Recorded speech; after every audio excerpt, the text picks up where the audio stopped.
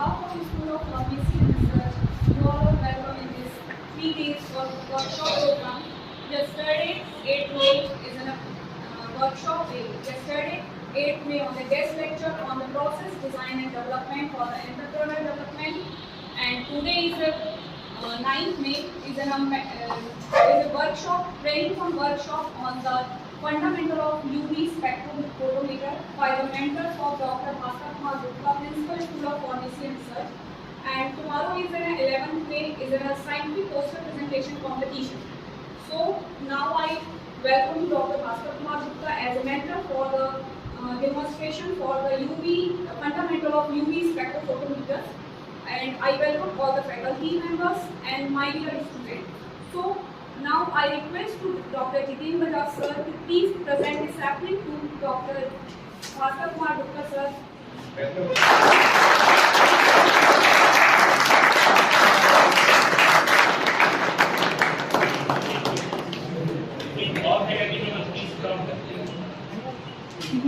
Give some knowledge towards you. It is beneficial for you, and I think the work of all semesters because of the training part of the ultraviolet spectroscopy is a beneficial for all batches, not only the seniors, not only for the juniors. This is the beneficial for all batches because we should know what is the ultraviolet spectroscopy. Thank you all. Now I request Dr. Jitin Bajaj sir to please present a welcome note. Very good morning all of you. As you all know, this 3-day workshop you are able to learn different type of the methods and techniques. In the first day you learn the product development and protocol process. Now this is the second day. Dr. Bhaskar Kumar Gupta sir demonstrating you the basic knowledge about and the practical knowledge about the UV visible spectroscopy. And this knowledge is very useful for you because practical knowledge is very much important, and as well as theoretical knowledge is very much important, because UV visible spectroscopy is very important instrument, and you all should know how to handle it and what is the basic principle and theory behind this UV visible spectroscopy. I welcome Dr. Bhaskar Kumar Gupta sir. As you all know, Dr. Bhaskar Kumar Gupta sir having more than 18 years of experience and very good knowledge about all the sophisticated instruments. Welcome sir. Now I request to Dr. Bhaskar Kumar Gupta, Principal School of Pharmacy and Research, please proceed the lecture. Thank you, everyone. Thank you, my dear faculty members. First of all, before starting the session, we should know the theoretical part of the ultraviolet spectroscopy. Because of any kind of instrument you will handle, the importance is that you should know the theory. What is the basic? What is the principle? Why the ultraviolet spectroscopy is the more important equipment in the pharmaceutical industry and so many industries, the food industry, and we should the semiconductor industry is the also important equipment in the semiconductor industry. Product जब harmful effect produce कर सकता है, तो ऐसी conditions पे हमको pin point quality control methods को देखना पड़ता है. ऐसे ही मेथड्स के लिए एप्लीकेबल होते हैं सोफिस्टिकेटेड इक्विपमेंट जैसे अल्ट्रावायलेट विजिबल स्पेक्ट्रोस्कोपी HPLC. ठीक है, तो बहुत सारे सोफिस्टिकेटेड इक्विपमेंट्स होते हैं जैसे क्रोमेटोग्राफी टेक्निक्स है, HPLC है, HPLC है. आप नॉर्मल लैब में PLC भी कर सकते हैं, वो भी क्वालिटी कंट्रोल पैरामीटर्स के इक्विपमेंट के फॉर्म में आता है. बाकी और भी आपने इक्विपमेंट सुने होंगे, मालूम है कुछ इक्विपमेंट के नाम?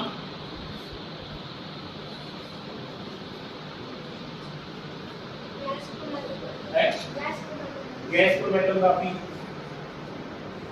करेक्शन, जैसे मेरा पैरासीटामोल 0.1 नॉर्मल HCl पे डिसॉल्व हो रहा है. ठीक है, तो जो मेरा सॉल्वेंट है वो क्या है 0.1 नॉर्मल HCl. ठीक है,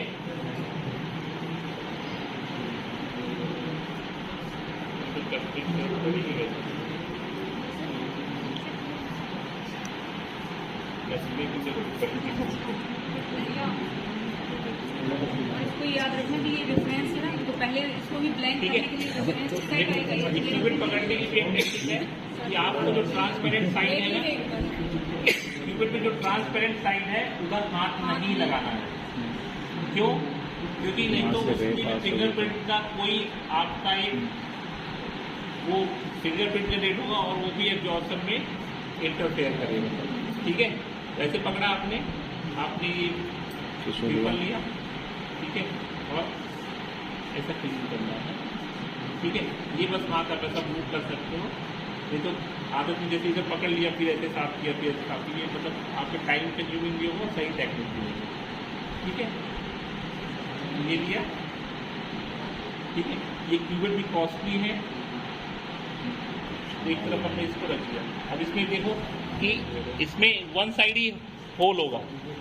अगर ये जो उसका यूनिट बनी हुई है, देखो फिल करो और इसको 75% तक फिल करते हैं लोग। ठीक है, ऊपर तक 25% वो ब्लैंक रखते हैं। तो हमें ब्लैंक करने के लिए ना दोनों साइड सेम ऐसे रखना है फॉर रेफरेंस। ठीक है, रेफरेंस के लिए दोनों अपन सेम रखेंगे यहाँ पे, और फिर यहाँ पे जो देखना एब्जॉर्बेंस में 0 आ जाएगा जब,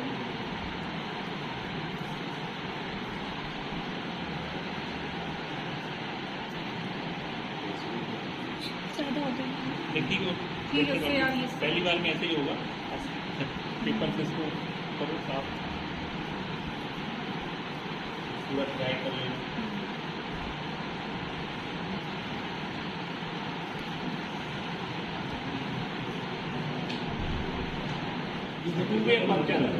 एक तरफ से बंद है और एक तरफ से खुला हुआ है।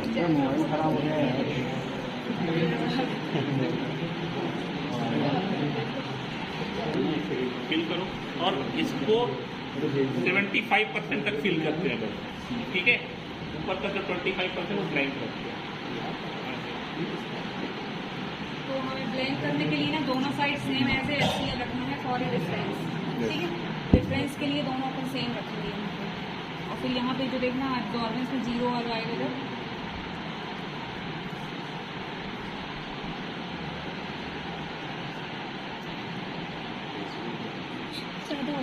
ठीक ठीक है, उससे यार ये पहली बार में ऐसे ही होगा। पेपर से इसको करो साफ,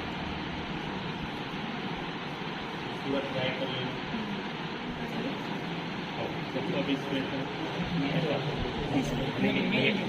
ट्रांसपेरेंट साइड है। क्योंकि देखिए इस तरफ अपर्चर है ना, डाल दो अंदर तक और ठीक है, ठीक है। ये अपर्चर इधर, ये अपर्चर यहाँ भी अपर्चर दिख रहा है।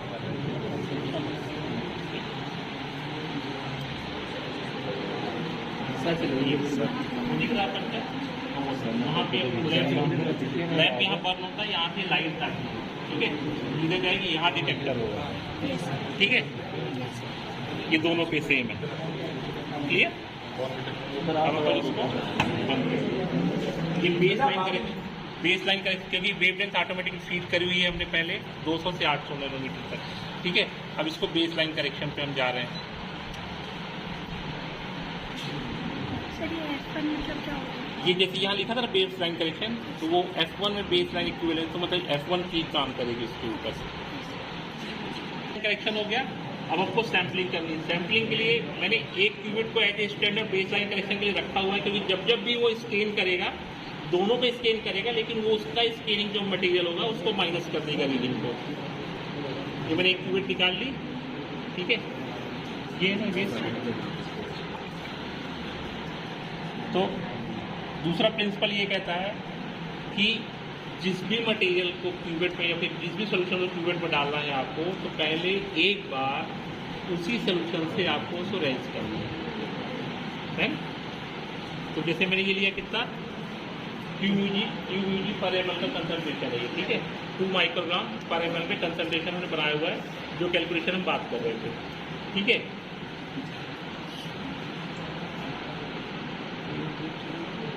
थोड़ा सा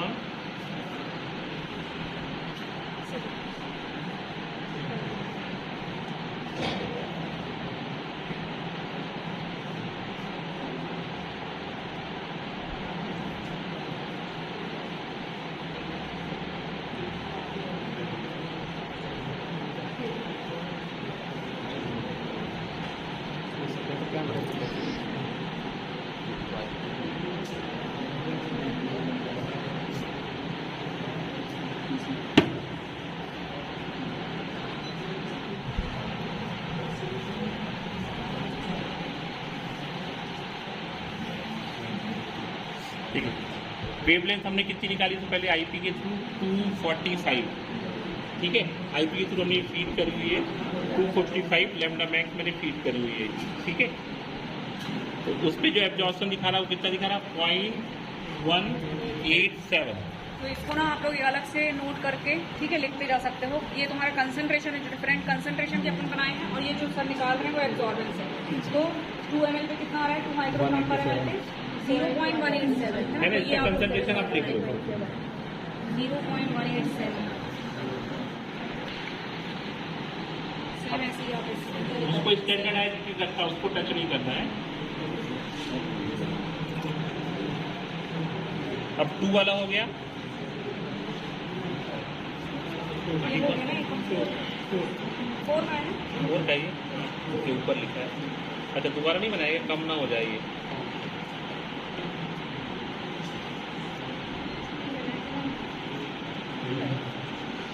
कम हो गया ना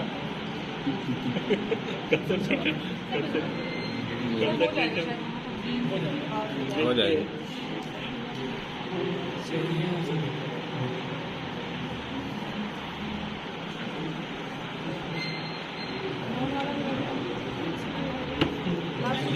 ये एब्जॉर्बेंस आया 0.354।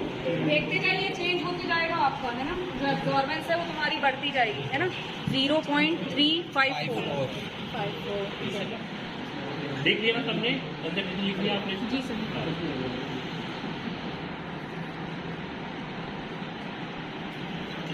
जितना ये इंस्ट्रूमेंट देखने में बड़ा है ना, उतना ही इसकी प्रोसेस इजी है। बस ये आप लोग को ये आपको सैंपल बनाना आना चाहिए, बाकी प्रोसेस देख रहे हैं आप इजी है। आपको हर एक उसमें बस देखना है, बस यहाँ तक एब्जॉर्बेंस लेना बिल्कुल टाइम नहीं लगना है। लेकिन जो प्रिपरेशन है कि कितने स्टॉक से क्या बनाना है, तो आप लोग कोई भी पेपर रिसर्च पेपर उठा के किसी भी ड्रग का देख सकते अब ये 6 ml 6 माइक्रोग्राम पर ml है, ठीक है। इस कंसंट्रेशन में पहले से डाइल्यूशन मेथड से बना के रखा हुआ है।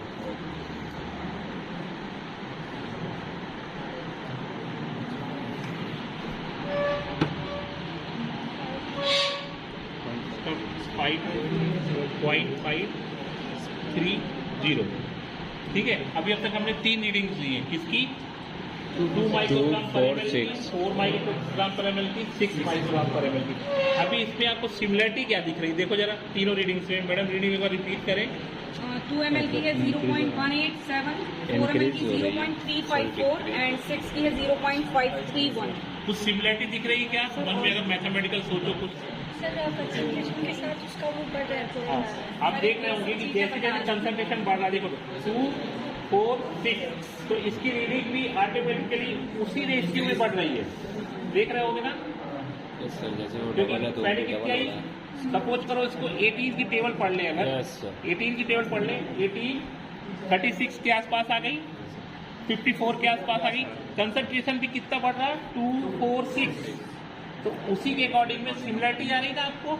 तो मतलब आपका ये कैलकुलेशन जो ये कंसंट्रेशन बना वो सही बना है, क्योंकि एज पर रूल, ठीक है, जैसे जैसे कंसंट्रेशन बढ़ेगा एब्जॉर्बेंस बढ़ता जाएगा, और ये लीनियरिटी मिलेगी। तब तक लीनियरिटी मिलेगी तब जब तक कि लंबर्ट्स बियर लॉ के अकॉर्डिंग ये डेविएशन नहीं कर जाते। मतलब डेविएशन कब करेंगे?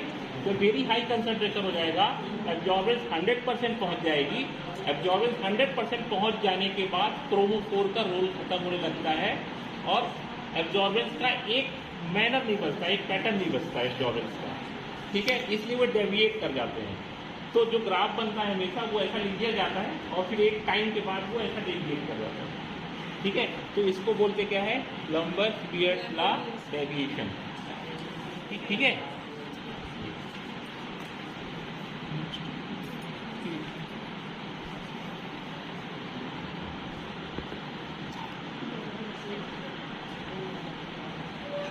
ये 8 माइक्रोग्राम पर ml।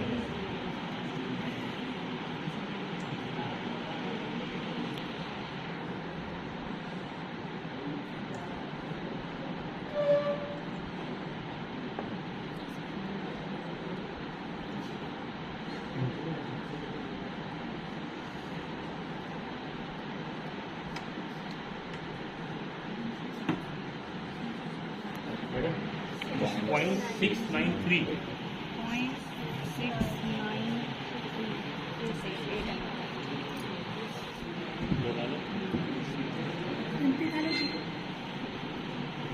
ट्रांसपेरेंट टाइप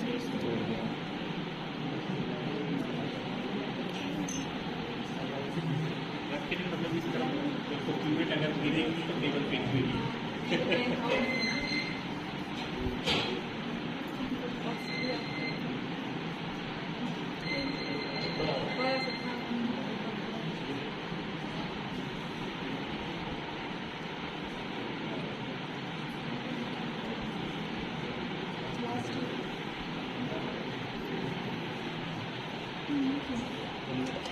ये नॉन सैंपल है। मैडम 0.81 ये एक सैंपल ये है जिसका कंसंट्रेशन हमको मालूम नहीं है अभी, ठीक है। ओके इसका कंसंट्रेशन हमको नहीं मालूम है, एक लिक्विड हमको दे दिया गया कि ये इसका कंसंट्रेशन हमको पता करना है, ठीक है। ये हमने स्टैंडर्ड सुनाए थे, किसी भी चीज़ का कंसंट्रेशन पता करने के लिए उसका स्टैंडर्ड उसके रेफरेंस से बनेगा, ठीक है। सबके लिए अलग अलग हो सकता है। ये क्या किया हमने, पहले इसको हल्के से वॉश किया, दिखेगा नहीं।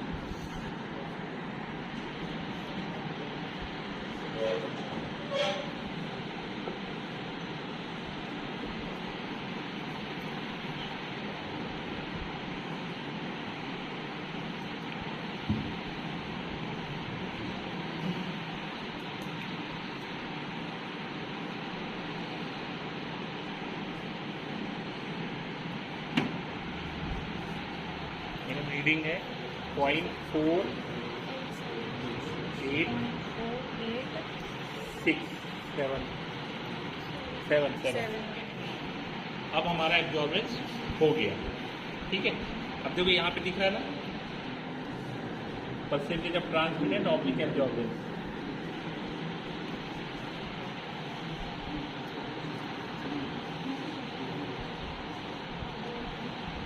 ठीक है। अब हमारे पास रीडिंग्स आ गई। अब हम चाहें तो इस इक्विपमेंट को बंद कर सकते हैं, क्योंकि हमारा जो काम था रीडिंग्स लेना, जो इक्विपमेंट के थ्रू रीडिंग्स लेना वो हो गया। अब बचता है कैलकुलेटेड पार्ट्स। तो हमारी रीडिंग जो कह रही है वो रीडिंग क्या है, इसके लिए हमारे पास 0.818 और 4 वाले के लिए हमारे पास 0.354 और 6 वाले के लिए है 0.5316 और 8 के लिए है 0.693 और जो 10 वाले के लिए है वो है हमारे पास 0.810, ठीक है।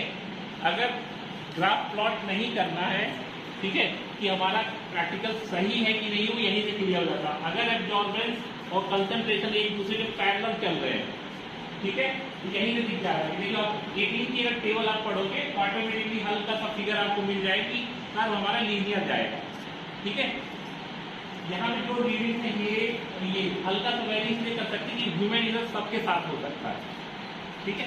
और एक हमारे पास अननोन सैंपल है जो हमारे पास जिसका कंसंट्रेशन हमको मालूम नहीं है, उसकी जो रीडिंग है वो कितनी है 0.487, ये हमारा सैंपल है, ठीक है। अब एक साइड हम कंसंट्रेशन लेंगे और एक साइड एब्जॉर्प्शन लेंगे, ठीक है। तो सपोज कि हमने इस तरफ एब्जॉर्प्शन ले लिया और एब्जॉर्प्शन तो एब्जॉर्बेंस है, ठीक है। इधर ले लिया हमने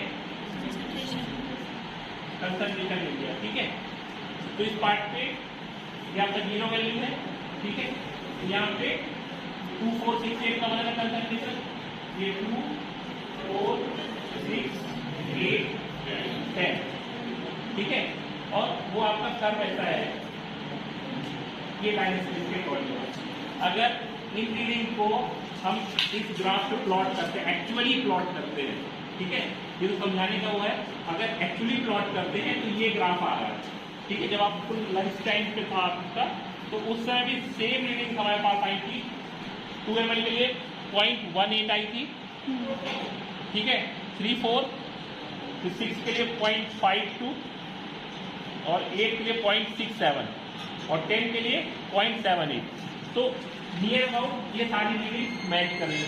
अब हम इसको अगर ग्राफ प्लॉट करते हैं, ठीक है, कि एक रीडिंग के लिए अगर 1/8 का पार्ट देखते हैं अगर, तो ये 1, ठीक है, तो इसको 1 मान लिया अपन।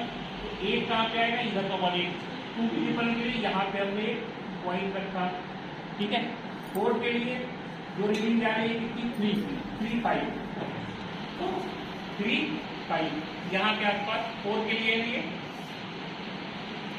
यहाँ पे आ जाएगी, ठीक।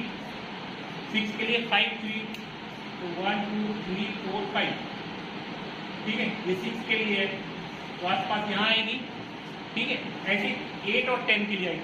जब हम इसका ग्राफ प्लॉट करेंगे ऐसा एक लीनियर मिल रहा है, ठीक है, जो आपको एक्चुअली ग्राफ पेपर पे कैलकुलेशन करने के बाद आएगा। जब आपकी रीडिंग का अगर ग्राफ पेपर आपके पास अभी मैं दूँ, अगर आप बनाना चाहो तो सेम आपको लीनियर ग्राफ मिलेगा, ठीक है। अननोन सैंपल है आपके पास, जो अभी हमारे पास था, उसकी जो रीडिंग थी ये लिखी हुई है 0.487। अगर 0.487 है मतलब जो कंसंट्रेशन है automatically it's belong from the 4 और 6 mg/ml के बीच में आएगा। तो इस रीडिंग को अगर हम इसी ग्राफ पे प्लॉट करते हैं, ठीक है, ये होगी फर्स्ट पॉइंट है, ये सेकंड है, ये थर्ड है, ठीक है।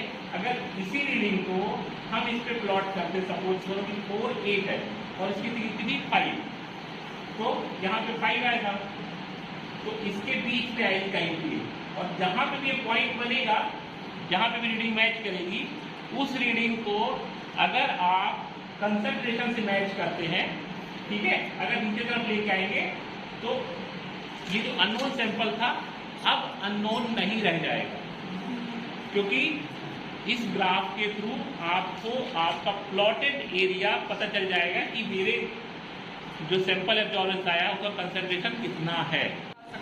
ये देखो आपको जो रीडिंग साइन है देख रहे हैं, स्ट्रेट लाइन ग्राफ दिख रहा है आपको इस पे, ठीक है। ये रीडिंग मैडम ने वही रीडिंग्स पुट करी है जो आपके स्पेक्ट्रोफोटोमीटर से आया है, ठीक है। वन साइड हमने क्या लिया, एब्जॉर्बेंस लिया है, और दूसरी तरफ कंसंट्रेशन लिया, दिख रहा सबको, ठीक है। तो इस पॉइंट में लीनियर ग्राफ मिला। अब जो अननोन सैंपल था हमारा, जो अननोन सैंपल है, अगर इसी ग्राफ पे हम अननोन सैंपल को भी प्लॉट करते हैं तो आपका कंसंट्रेशन मालूम है, जो मैंने आपको लॉग पेपर ग्राफ पेपर के, ठीक है। अगर इसी में आपको एक ऑब्जेक्ट मिले, how will determine the unknown sample of paracetamol, ठीक है, how will determine the concentration of unknown sample of paracetamol. ये एक आपका ऑब्जेक्ट हो गया। अब इस ऑब्जेक्ट को कंप्लीट करने के लिए इतनी सारी तैयारी करनी पड़ेगी, ठीक है। ऐसे ही बहुत सारी चीजें की जा सकती है। इसी तरह एस्कॉर्बिक एसिड का होता है, एस्कॉर्बिक एसिड मालूम क्या है ना, विटामिन सी, नींबू जूस है, लेमन जूस, ठीक है। एस्कॉर्बिक एसिड कंसंट्रेशन भी आप इससे पता कर सकते हो। जितने भी सिट्रस फ्रूट है, ठीक है, उनका कंसंट्रेशन हम अगर एक जूस निकाले इसलिए देखना चाहिए कितना कंसंट्रेशन है इस पार्ट में, ठीक है, वो भी आप डिटेक्ट कर सकते हो। तो ऐसे बहुत सारी चीजें आप डिटेक्ट कर सकते हो जो एक नॉर्मल ह्यूमन बीइंग के लिए टफ होती है, ठीक है। तो यही अंतर होगा एज ए साइंटिस्ट, एक फार्मासिस्ट, ठीक है, और एक नॉर्मल ह्यूमन बीइंग, कि हमें ये पता है कि किसमें क्या है, कितना है, टेक्निक्स पता है, और यही टेक्निक्स को हम इम्प्लीमेंट करते हैं फार्मास्यूटिकल इंडस्ट्री, ठीक है। और ये हर एक टेक्निक आपको अप्लीकेबल है इस पार्ट पे।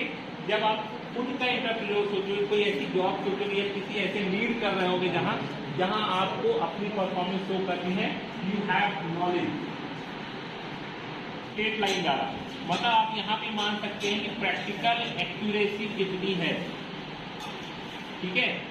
तो thank you Rajni madam and all the support from सत्य भावना मैडम।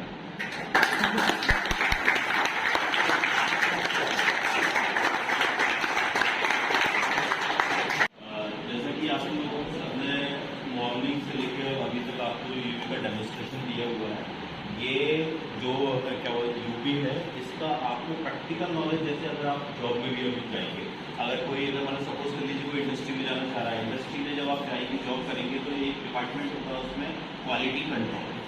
तो जो क्वालिटी कंट्रोल वाला जो डिपार्टमेंट होता है उसमें इंस्ट्रूमेंटेशन से ही रिलेटेड पूरा वर्क होता है, जैसे यूवी स्पेक्ट्रोस्कोपी हो गया, आपका HPLC होगा, जो भी आपका प्रिपरेशन जो भी उन्होंने प्रिपेयर किया, सपोज कर लीजिए टैबलेट फॉर्मुलेशन प्रिपेयर होती है, उसकी प्री फॉर्मुलेशन स्टडीज वगैरह होती है। तो pre formulation studies means formulation से पहले की स्टडीज।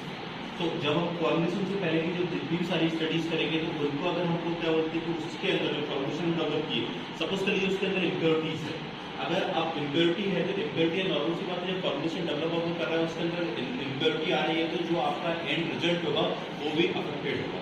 तो जो इम्प्योरिटीज है, इम्प्योरिटीज को अगर हमको फाइंड आउट करना तो इसी की हेल्प से, यूवी स्पेक्ट्रोस्कोपी की हेल्प से आप इम्प्योरिटी को आप फाइंड आउट करें। सर ने आपको बताया कि जैसे जितना जो एब्जॉर्बेशन होता है वो क्या होता है, कंसंट्रेशन से आपका प्रोपोर्शनल रहता है, जितना ज़्यादा कंसंट्रेशन उतना ज़्यादा आपका। और ये चीज़ जिस तरीके से सर ने आपको एक्सप्लेन की है, इस तरीके से जो बेसिक जो जीरो से जो बेसिक जो हम लोगों की कॉमन लैंग्वेज होती है उसमें आपको जो एक्सप्लेन किया हुआ उतना अच्छा एक्सप्लेन कोई भी। Thank you Bhaskar sir.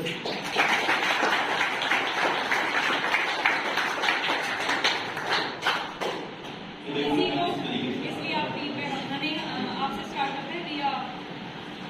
Today's session was very informative.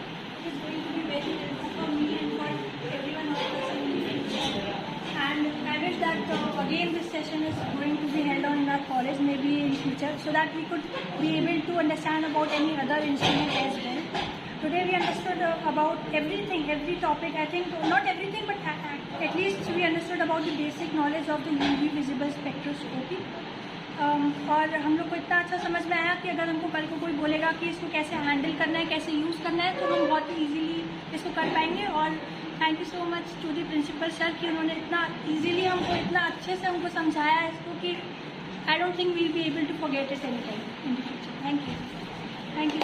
ऐसे ग्राफ प्लॉट बहुत एक्यूरेट था तो देख के भी खुशी होता है कि we are seeing it and correct आ रहा है। तो हमें वो चीज़ भी सीखना है कि सैंपल कैसे तैयार करें। एक्चुअली जो पूरा परफॉर्मेंस था आज का वो हम खुद से कर पाए। Due to Corona, we are not able to perform our practical, but today's session you clearly minimum like basic things and very friendly way and interacting with student very friendly, and I think and I will conduct with your assistant and for your basic knowledge. Thank you so much, and I will that next session will be thank you so much. Really eagerly waiting for such sessions to be conducted, and we also came to you for such session to be conducted, but then you took it seriously. You took our demands seriously, and thank you for that. And also thank you for all the efforts for all the students. It was really useful. Thank you. आज का जो भी workshop था बहुत अच्छा था। जो भी हैंडलिंग और सैंपल प्रिपेयर किया गया बहुत अच्छे से समझाया गया, और हमारे प्रिंसिपल सर के द्वारा भी बहुत अच्छे से समझाया गया, हर डाउट को क्लियर किया गया, और कैसे एब्जॉर्प्शन कंसंट्रेशन निकालते हैं यूवी इसके तरफ उसके बारे में बहुत अच्छे से समझाया गया।